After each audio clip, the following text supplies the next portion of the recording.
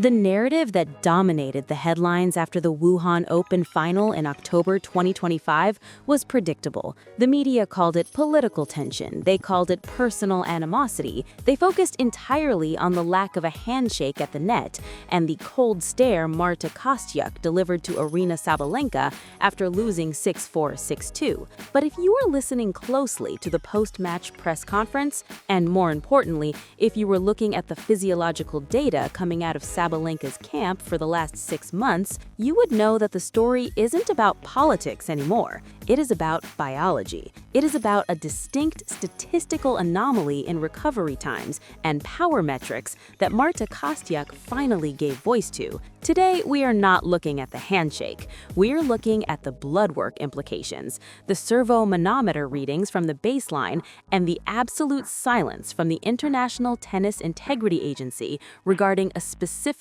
biological passport flag that should have stopped this match from ever happening. We are going to break down the exact accusation, the science behind the testosterone to epitestosterone ratio that Kostyuk alluded to, and the financial catastrophe the WTA is desperately trying to avoid by sweeping this under the rug. Let us start with the visual evidence from the second set of that final. At 3-2, Sabalenka served a ball that clocked in at 129 miles per hour.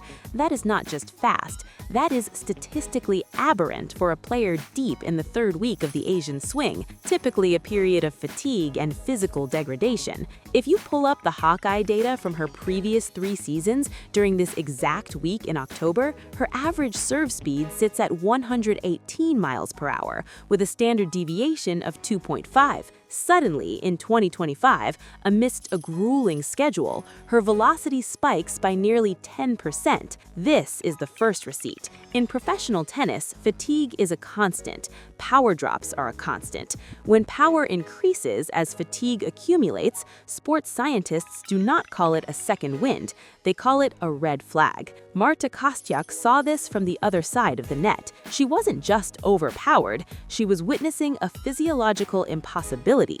When Kostyuk sat down in that press conference, she did not use the word doping. She is too smart for a defamation lawsuit. Instead, she used a very specific phrase. She said her opponent's recovery curve was unnatural. She said that nobody on tour can play 3-set matches in a row and come out with higher explosive power metrics in the final unless there is external assistance. That phrase, external assistance, is the key. In the coded language of the locker room, that is an accusation of synthetic recovery agents. Specifically, we are looking at testosterone modulation. The WTA anti-doping program, administered by the ITIA, relies on the athlete biological passport. This system monitors selected biological variables over time that indirectly reveal the effects of doping rather than attempting to detect the doping substance itself. The most critical marker here is the TE ratio, the ratio of testosterone to epitestosterone in the urine. For most humans, this ratio is 1:1. The World Anti-Doping Agency threshold for further investigation is 4:1. Here's where the investigation gets dark. Sources close to the tour have whispered about delayed sample collections throughout the Asian swing. When a player delays a sample collection or provides a sample that is too dilute to test, it often buys time for these ratios to normalize. Kostyuk's accusation implies that Sabalenka has been operating in this gray zone, utilizing microdosing strategies that clear the system during competition windows but provide the recovery benefits during training blocks. If we look at the muscle mass retention Sabalenka displayed throughout the season, specifically in the deltoids and trapezius, it mirrors the physical transformation we saw in other athletes who were later flagged for anabolic steroid use. The trapezius muscles have a higher density of androgen receptors than other muscle groups. When an athlete sees rapid, disproportionate growth in the upper back and neck area without a corresponding change in body fat percentage, it is often the first visual indicator of exogenous testosterone use. Look at the footage from the trophy ceremony. Look at the definition in the shoulders compared to the footage from the Australian Open just 9 months prior. The difference is stark, and in the eyes of many biochemists, suspicious. But why does this matter now? Why did Kostyuk choose this moment to drop the nuclear option? It comes down to the ranking points and the money. The 2,000 points Sabalenka defended in China secured her the year-end world #1 ranking. This triggers multi-million-dollar bonuses from her apparel sponsors and racket manufacturers. If those points are stripped due to a doping violation, the financial cascade is massive. Kostyuk knows this. By making the accusation public, even in veiled terms, she is forcing the hand of the ITIA. She is making it impossible for them to ignore the anomalies in the biological passport. If they do not investigate now, they look complicit. We have to talk about the mechanics of the serve again, because the data there is the smoking gun that nobody can hide. In the modern game, the kinetic chain is well understood. Power comes from the legs, transfers through the hip rotation, and releases through the shoulder. When a player is fatigued, the legs go first. The knee bend becomes shallower, the drive decreases. Consequently, the serve speed drops. In that final against Kostyuk, Sabalenka's knee bend data from Hawkeye showed a 15% reduction in depth compared to the first set. Biomechanically, her serve speed should have dropped. Instead, it increased. This means the power was being generated almost entirely by the upper body, specifically the shoulder rotation. To generate record-breaking velocity with reduced leg drive requires a level of upper body explosiveness that is inconsistent with standard physiology in a fatigued state. It suggests that the fast-twitch muscle fibers in her shoulder were firing at a rate that defies the natural depletion of glycogen stores. This is exactly what testosterone aids with. It increases the rate of protein synthesis and allows muscles to repair and fire at maximum capacity far beyond their natural breaking point. The history of the WTA is littered with players who found loopholes in the testing pool. We remember the meldonium scandal. We remember the contaminated supplements defenses. But this accusation is different. This is not about a mistake. This is about a systematic, calculated attempt to alter the hormonal baseline of an athlete to gain a competitive advantage. Kostyuk is essentially accusing Sabalenka's team of running a state-sponsored style doping program within the confines of the tour. And she is not alone in her suspicion. Several other players have liked tweets or made subtle comments about the changing physicality of the top 5 players. There is a growing resentment in the locker room that the testing protocols are more rigorous for the lower-ranked players than they are for the stars who drive the revenue.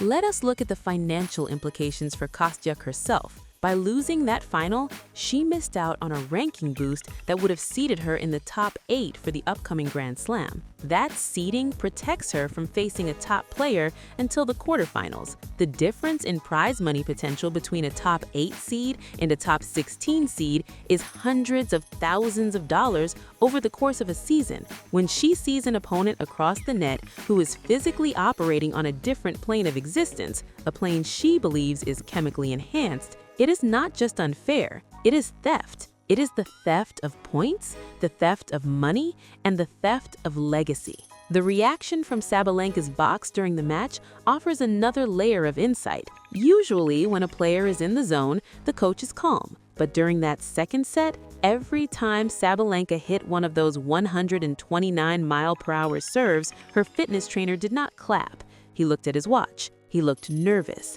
Why would a trainer be nervous about his athlete performing well? Perhaps because he knows the physiological cost of that performance. He knows that every massive exertion pushes the metabolic markers further into the red zone, the zone that gets flagged by the doping control officers waiting in the tunnel. The body language was not of celebration, it was of anxiety. They were waiting for the match to end so they could begin the flushing protocols, the hydration strategies designed to dilute the urine and bring the specific gravity back within acceptable limits. We also need to address the silence from the WTA.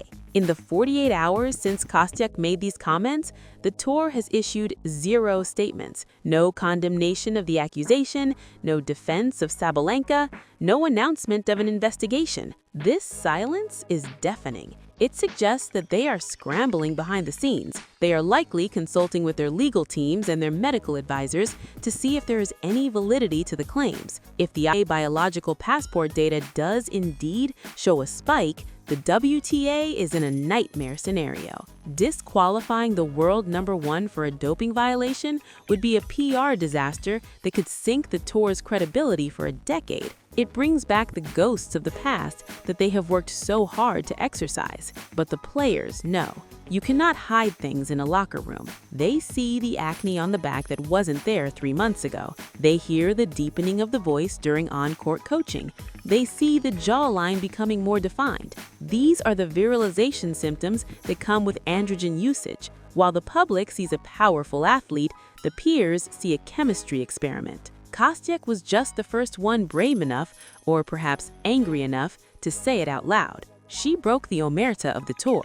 The unwritten rule is that you play the match, you take your check, and you shut your mouth. By breaking that rule, Kostyuk has put a target on her back, but she has also started a conversation that was long overdue. The fallout from this is going to be messy. We are likely to see a defamation suit filed by Sabalenka's team within the week. That is the standard playbook. Deny, attack, and reverse the victim and offender. They will claim Kostyuk is bitter, that she is using politics as a weapon, that she is jealous of Sabalenka's success. But watch how Sabalenka plays in the next tournament. Watch if she withdraws, citing a vague injury.